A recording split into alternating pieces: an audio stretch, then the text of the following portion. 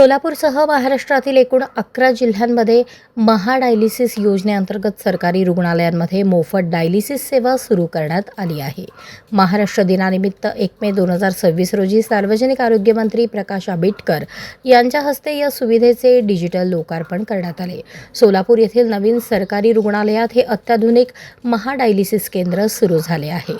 प्रधानमंत्री राष्ट्रीय डायलिसिस कार्यक्रम आणि सार्वजनिक खासगी भागीदारी तत्वावर ही सेवा रुग्णांना पूर्णपणे निःशुल्क उपलब्ध करून देण्यात आली आहे.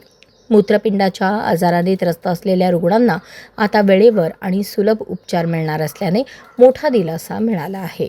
रुग्णांची गैरसोय टाळण्यासाठी महाडायलिसिसच्या अधिकृत संकेतस्थळ किंवा मोबाईल ॲपद्वारे ऑनलाईन स्लॉट बुकिंगची ही सुविधा उपलब्ध करण्यात आली आहे. या केंद्रामध्ये प्रशिक्षित डायलिसिस तंत्रज्ञ, नर्सेस आणि तज्ज्ञ नेफ्रोलॉजिस्ट यांच्या मार्गदर्शनाखाली उपचार केले जाणार असून राज्यातील आरोग्य सेवेला यामुळे नवी दिशा मिळणार आहे.